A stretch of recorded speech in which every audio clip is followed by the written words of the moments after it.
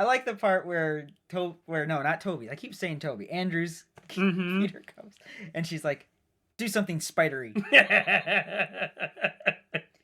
Can you crawl across the wall? Really? This is a spidery enough. This is spidery. I thought that was great. Like, that's a funny scene. It is. It's a real funny scene.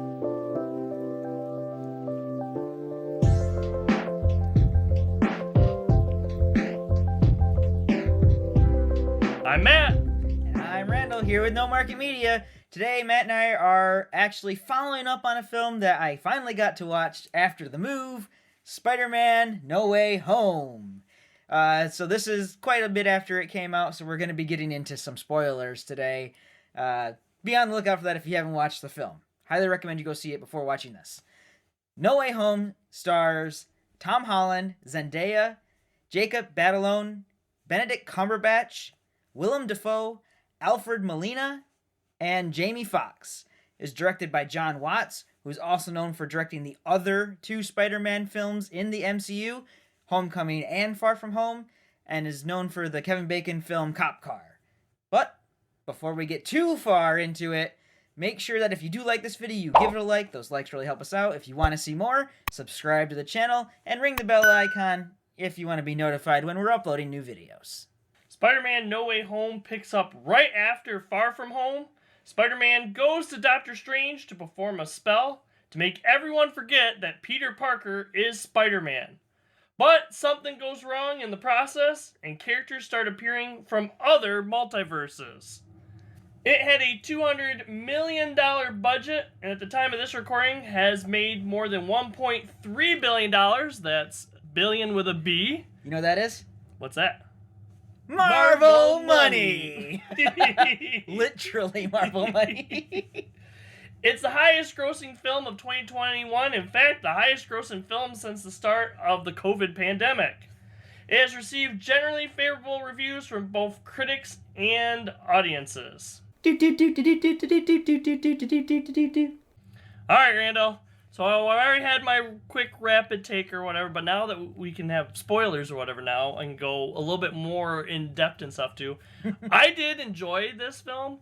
Particularly, I enjoyed the first 30 minutes, like I said, of our three main characters, but I also really enjoyed the end, 30 minutes and stuff, when we get new characters, specifically our Spider-Men. Are they new, though? Well, not new, but I guess new for this or whatever. Yeah, no, not new. But yes, I enjoyed that quite a bit. This is a lot of fun. I liked this movie. I really like Spider-Man No Way Home. Mm-hmm. And it's an interesting thing because you said in your little, hot take that you liked the first 30 minutes, and I'm like, you know what? For me, that kind of was, I guess, good, but not what I liked the most. Mm-hmm. I definitely liked the back end of the film, the 45 minutes conclusion, after Peter Parker, Tobey Maguire shows up and Andrew Garfield show up. And it's really fun when Ned is like, I'm looking for Peter Parker. Mm-hmm. And I'm like, well, that's obviously the wrong Peter Parker, So it's just a matter of who's going to hop through.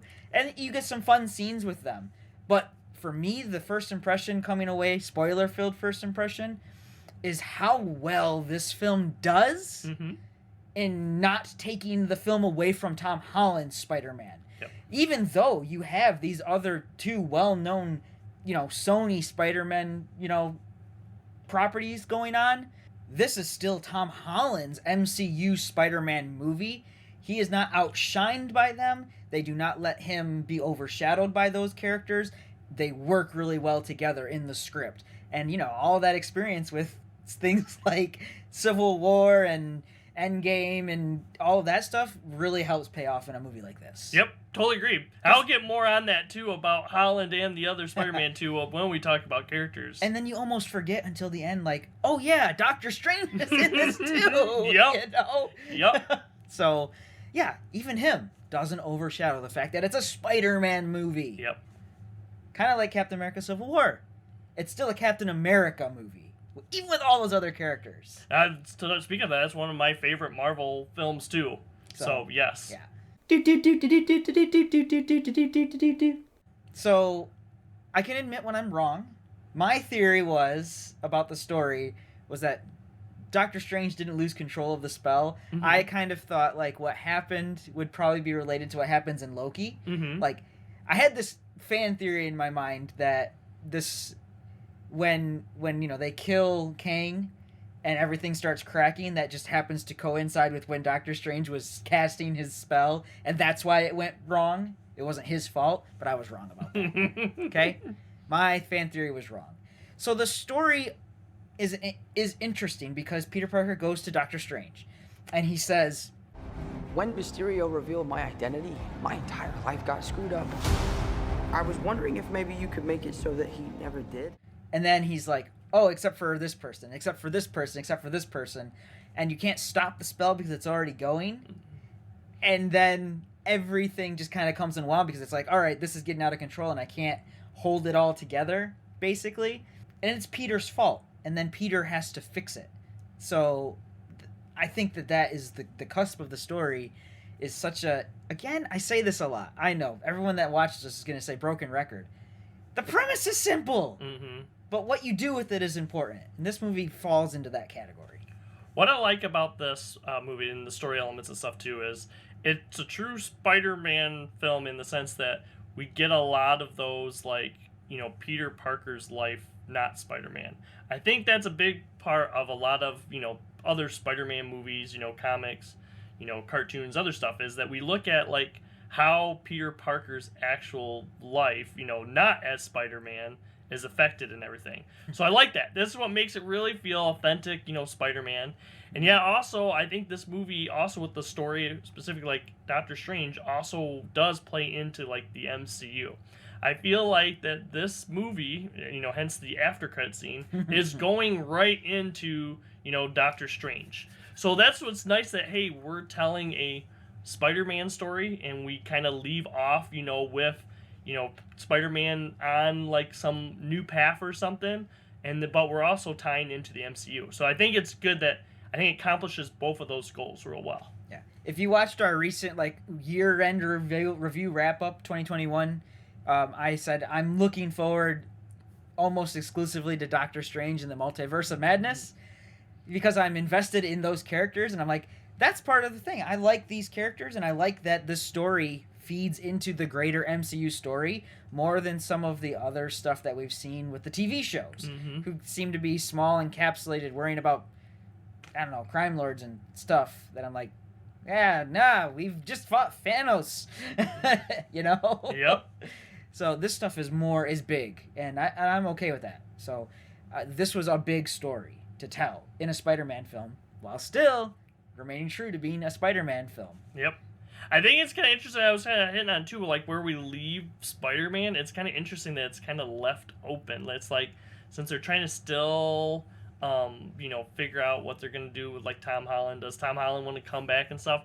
It kind of leaves it open, like, hey, we could do more Spider-Man things, too. But other time, too, we could end here. Yep, yeah, it ends this trilogy. Ends this trilogy, this home trilogy, basically. So it's really good for that. The way it ends is really heartwarming and sad all at one time, basically. Yep. It's almost like we're now to the point where Spider-Man is Spider-Man. And everything before that was just the warm-up. Yep. So, it's good. Okay, so like I said at the beginning and in, the rapid review or whatever, I liked the stuff that we got with our three main characters at the beginning. It kind of, bridges, I guess, on the other stuff. It's like, hey, the core is our three main, characters. Peter Parker and his two friends and stuff. I enjoyed that quite a bit. I also enjoyed, like I said, the three Spider-Men. I think their interaction, their characters and stuff together worked really well, especially since, this is about, Tom Holland, Peter Parker, and Spider-Man. And like you said, that he is not outshined by the other ones. No. But I like that this movie actually continues the storyline and gives something to the other Spider-Man. They're not just there for, like, window dressing to look nice. They're like, oh, we just gotta put the other Spider-Man in there just because we actually get something for Garfield and their stuff. Characters are integral. Yep. And it actually adds some closure, like you said, to Andrew Garfield's Spider-Man, who it seems like he got plucked out of the timeline shortly after Gwen Stacy's death, basically. And of course, going with, Toby, like his Spider-Man is basically like, he's the one that's like, hey, I've had all these experiences. This is how I can relate to, Tom Holland's Spider-Man, trying to pass these things on. So, yeah, I think I like how they, were interwoven. I think that was a real integral part to this movie. Yeah. And I already talked about the Spider-Man, so I'll talk about other characters in this film, the villains. Mm-hmm. I think they did a great job. I mean, they did some, retro changes to like Electro with Jamie Foxx's character. Instead of being the blue weird eel thing, I guess he's more like the Electrical you would have seen in the old animated series or the comics. He's a person with a suit and he can control electricity. He does a good job. He does. Like he's all of these Spider-Man villains like Dr. Octavius and Electro and Willem Dafoe's Green Goblin, Osborn. They're all kind of a little bit out of their minds, but it's not because they are themselves unhinged. It's because of the things that happen to them. Help put them out of their minds. And part of the story, a real part of the story, is fixing it. Changing it so that way they can be themselves again. So I like that, like, they fixed like the Doc Ock thing on his neck, and then they kind of leave it a little out there for whether or not Electro like changed that until the end. And since we're talking about spoilers, Doc Ock ends up being more of a good guy than a bad guy because he is a good person. It was the tentacles controlling him that made him bad. Same with, Osborn and the Goblin. It's just he himself was just trying to, do something and it went wrong, basically. And then the Goblin comes out.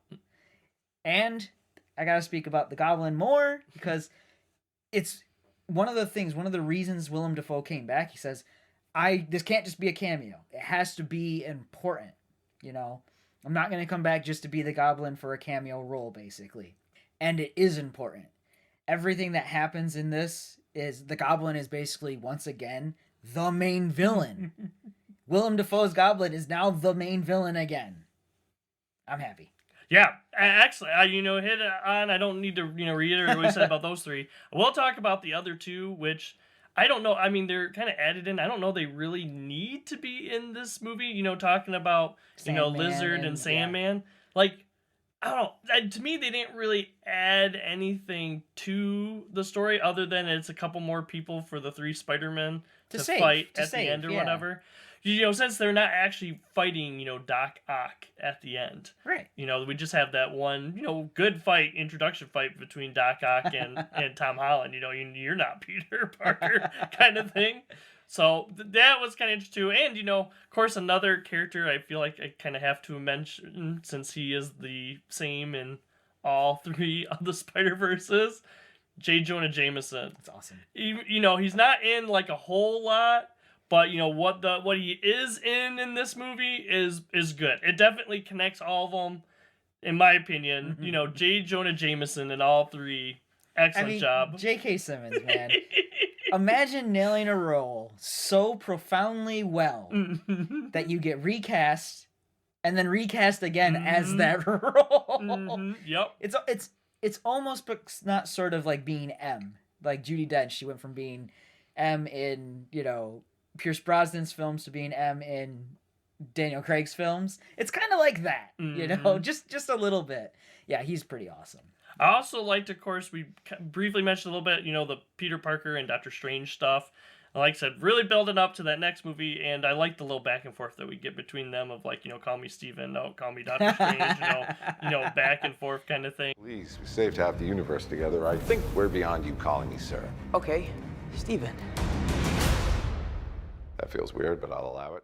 I think that felt good. Like, other than, the three main characters, realizing that they're going to forget that Peter Parker's Spider-Man and stuff, Doctor Strange is that other character that, is really like, wow, like gets the weight of what it is. Well, he really gets the weight. And, like, when he casts the spell where it's like, no, just do the everyone forget thing, that is, he knows the pain that it's going to cause. He knows it, but he won't remember it.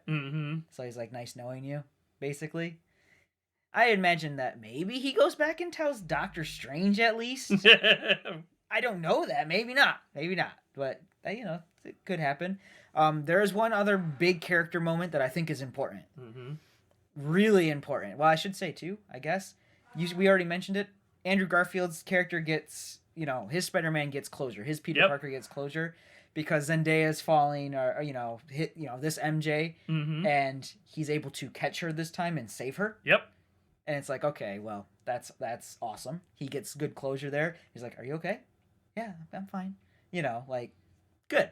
But that doesn't hold a candle to like when Tom Holland's Spider-Man as Peter Parker he's rage-filled because of what happened to Aunt May with the Goblin, which, then you get that very famous great power comes great responsibility. It's just in the MCU, it's coming from May instead of Ben.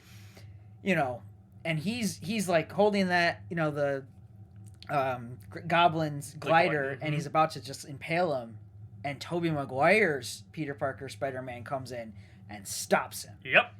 And honestly, I didn't expect that. I really didn't. I was like, I don't know how they're gonna if he's gonna do it himself or not. I was like, no, he's gonna go in, and then the one person who really needs to be there to be like, this is not the way. We're not going to do this. We're going to do it right. Is Tobey Maguire's Spider-Man. And he gets that spot where it's like, I did this wrong. And I'm not going to let you do it wrong. Yep. And I loved that. I thought it was good too. Yep. That one definitely stuck out and stuff. Yeah, so, it's a comic book movie. And Spider-Man movies in general and comics and the old TV series and stuff, they're well known for crossing multiverses. They do it all the time, in fact. So from that perspective, putting it all on film, this just did it well. It did a multiverse crossover well. The only thing that you might have... it was unnecessary, but you're like, well, it'd be kind of neat if Miles was there. But it's not really with the way the spell was written as, Peter Parker. We do get a wink and nod to Miles Morales, though, in this from Electro. From Jamie, yeah. Yeah, a little bit. But, this is centered around this character of Peter Parker. So you're like, oh, I'd love to see Miles, but it's not like a Spider-Verse movie exactly. It's more around the character, like you said, Peter Parker. I still think, as far as a action movie, comic book movie and everything, it's great. Yeah. I think, like you said, it fits that. Other way I look at it is kind of like not just comic book movie, but also like Marvel. Does it fit like Marvel's mold? I think this one still fits the traditional, I guess, Marvel mold. I don't think it really changes, other than, being that multiverse one, which we haven't really seen as much in Marvel. A little bit more in the shows than the movies. But now Doctor Strange is going to. But I don't think it really changes the Marvel mold all as much. Not kind of like in Eternals, but I didn't really enjoy Eternals all that much or whatever, as you know from our 2021 review. But yeah, I think this one did, good job, with the Marvel mold. This still felt like an interesting movie and didn't feel, overly too familiar. Something kind of new, but then same time, I think it worked out. I think it's interesting because when we watch these Marvel movies and we say, well, does it feel like a Marvel movie? And sometimes you're like, well, it doesn't feel like a Marvel movie, and it's better. Yeah. And you're like, okay, almost like Shang-Chi didn't really feel a lot like the rest of the Marvel movies, but fits kind of. You're like, yeah, it was refreshing to watch that. But then you watch the Eternals and you're like, well, that didn't feel like a Marvel movie. And you're not happy about the fact that it didn't feel like a Marvel movie. Yep. Well, and that's another thing, too, because the Marvel movies all kind of, changed, how the earlier, the first wave, Phase 1 felt, feels different than the other ones. I think Guardians of the Galaxy had a big impact and stuff on that. So the other thing I was going to talk about, too, is kind of, action in some of these movies. I mean, there's kind of, I guess if you take it out of, comic books like Marvel, maybe it's kind of like an action movie a little bit. So what I like about this isn't a Marvel movie where action just drives the whole movie. The action is good, but I think there's, the action plays into the story and stuff. Yeah. It's not like, hey, here's an action scene, here's a bunch of filler to get us to the next action scene. I didn't feel like that at all in this movie. Eternals. Exposition, action scene. Exposition, action scene. Yeah, this doesn't do that. That's nice. Good action film too. Weird. So we already touched on this a bit, but the thing I didn't see coming was the big, Aunt May's death and the whole, with great power comes great responsibility. So I'm going to compare this to one of my least favorite scenes in all of cinema and say that this movie actually did it right. And you know what scene I'm talking about? Martha! Oh my goodness, I really hated that scene because it was building up to that. This, I think, is a similar take on that exact same scene, but done correctly and have like an impact. So it isn't, Batman and Superman realizing, oh, both of our moms' names are Martha. Maybe we have something in common. Like that, to me, that just, whatever. We both That's a love stretch. our mothers, Matt. Yep. But this takes that, hey, someone important to us had this specific, mantra or whatever that they passed on to shape a whole ideal. And it's a big thing for all the Spider-Mans, like that Spider-Man moving forward. And like you were hinting at before, it feels like we actually have, like, Spider-Man now. Yep. And that is why I think that works and Martha doesn't work. He could do an entire video on why he doesn't like that particular movie. So, So what I didn't see coming and was refreshing was, it's a Marvel action movie, and you think that it's just going to be fight scenes and stuff like that, and then the way the trailer plays out, like, oh, there's just going to be this big fight scene at the end with everything, and there was. Mm-hmm. But I did not think, even for a second, that there was going to be this plot point all about curing them, all about fixing their problems. And I'm like, oh, that's an interesting take on it, because this is just the kind of person this Peter Parker is. He's always trying to make things better for people, But I can't help but think at the same time in my mind space, like, okay, wait. So if they fixed, like, Goblin and they fixed, like, these people, Electro and everything, and then they send them back home, which is what they did basically, doesn't that, like, ridiculously irrevocably mess with those multiverses? Right? You would think so. I don't know. That's the thing too. I don't know how it affects that or whatever. Like, if you cure Goblin, then send him back to that point in time, then I guess you get just others. You know what? The Time Variance Authority's gonna be very upset about this. Oh, they don't exist anymore. Never mind.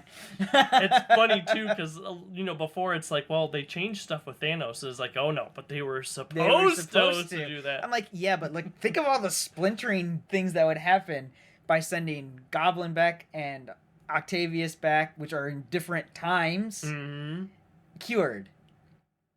And then in the Andrew Garfield one, like, okay, if you send Electro back, so Gwen doesn't die, right? Because he's cured. Or does he come after a point where Gwen died and Gwen's still gone? Yep. I don't know. I don't know. Maybe we'll bring Emma Stone back to do like a Spider Gwen or something different or whatever. Spider Gwen, doing whatever Spider Gwen does. I think that is what they're doing. I think now without the Time Variance Authority and stuff, they are just like branching off or whatever, different ones. That's how it's done, DC. That's how it's done. You work up to it. So overall, obviously I liked this film. There are a lot of twists and turns. I was happy with those twists and turns. I think you can call it fan service almost, but it was so integral to the story that it's not just fan service. Star Wars. Sorry. So I'm very pleased with what Marvel was able to do with Spider-Man No Way Home. Yeah, I enjoyed this movie too. Is it my favorite multiverse Spider-Man film? No, it's not. My favorite is, Into the Spider-Verse, which, I would be super excited about Into the Spider-Verse 2 if it wasn't another, like, two-parter. That's the only thing that's holding back. I really like Into the Spider-Verse. That, I think, is probably my favorite Spider-Man film. Like, all in all, I know some of the Toby people are like, no. But that is my favorite all time. But this movie, really enjoyed, had fun at the beginning and at the end. The middle, some of the stuff, But I enjoyed it overall, and I think it really does well with Peter Parker Spider-Man and with the MCU. I like the part where not Toby. I keep saying Toby. Andrew's Peter comes, and she's like, "Do something spidery." Can you crawl across the wall? Really? This is a spidery enough. This is spidery enough. I thought that was great. Like, that's a funny scene. It is. It's a real funny scene. Can you get the cobweb? Sure. And what's great is because these characters all are true to themselves and stuff. And yeah, it felt good. It didn't feel forced. It didn't feel forced. Did not feel forced. So, let us know what you guys think about Spider-Man No Way Home. Were you surprised? What did you not see coming? You know, are we wrong? Is it worse than we think? Nah. Write it down in the comments below. But of course, if you're interested, we all have other new movie reviews. We got flashback movie reviews. We got some TV series reviews and some deeper dive discussions. Go check those out on our YouTube page. We also have a Facebook page where we post some of the stuff about our fandoms, but we also post a day before our videos come out to let you know what the topic of the video is going to be. If you don't have a Facebook page, don't worry about it. Just check us out on our YouTube page. We have reviews that come out every Monday and Thursday. For now, I'm Matt. Have a good day, everyone. And I'm Randall. See everyone next time. Next time on No Market Media.